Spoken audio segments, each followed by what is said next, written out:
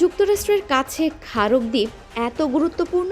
ইরানের তেল রপ্তানিতে 1960-এর দশক থেকে মুখ্য ভূমিকা পালন করে আসছে খারক দ্বীপ। দ্বীপের পূর্ব দিকে একটি এবং পশ্চিম দিকে আরও একটি ঘাট রয়েছে।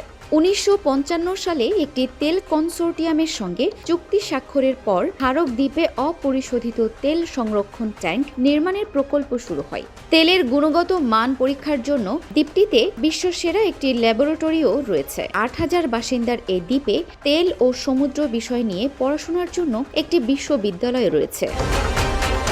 এখন এই দ্বীপের দিকে নজর পড়েছে মার্কিন প্রেসিডেন্ট ডোনাল্ড ট্রাম্পের। এই দ্বীপ দখল করে ইরানের তেল রপ্তানিতে ধস নামাতে চায় যুক্তরাষ্ট্র। পাশাপাশি মূল ভূখণ্ড থেকে মাত্র 24 কিলোমিটার দূরে অবস্থিত ছোট এই দ্বীপটিতে একটি ঘাঁটি করার পরিকল্পনাও আছে ট্রাম্প প্রশাসনের।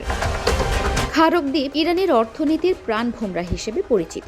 শুধু তাই নয়, ইরানের যুদ্ধ পরিচালনার বড় একটি অংশ আসে দ্বীপের তেল রপ্তানি থেকে। মধ্যপ্রাচ্য উত্তেজনার মধ্যে খারক দ্বীপ ক্রমেই আলোচনার কেন্দ্রে চলে এসেছে। ইরানের প্রায় 90% অপরিশোধিত তেল এখান থেকেই রপ্তানি হয়।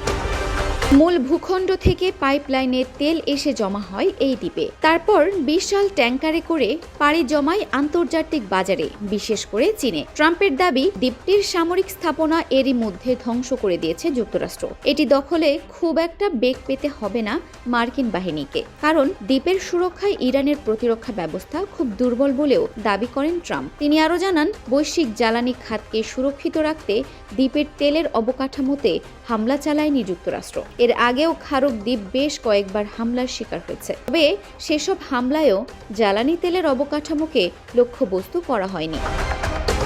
বিশ্লেষকদের মতে, খারক দ্বীপের জ্বালানি স্থাপনা ধ্বংস হলে বৈশ্বিক তেলের বাজারে বিরূপ প্রভাব পড়বে। এদিকে ইরানের সামরিক বাহিনী সতর্ক করেছে যে তাদের জ্বালানি স্থাপনাতে হামলা হলে যুক্তরাষ্ট্রের সঙ্গে সংশ্লিষ্ট সব জ্বালানি অবকাঠামো ধ্বংস করা হবে। ইরান এরই মধ্যে দ্বীপটিতে প্রতিরক্ষা জোরদার করেছে, মোতায়েন করেছে অতিরিক্ত সেনা, ক্ষেপণাস্ত্র এবং নৌমাইন। যে কোনো মার্কিন হামলা বড় ধরনের যুদ্ধে রূপ নিতে পারে বলে আশঙ্কা করা হচ্ছে। খারক দ্বীপ ঘিরে যে কোনো সিদ্ধান্ত শুধু দুই দেশের নয়, প্রভাব ফেলতে পারে পুরো বিশ্বের জ্বালানি বাজার ও নিরাপত্তায়।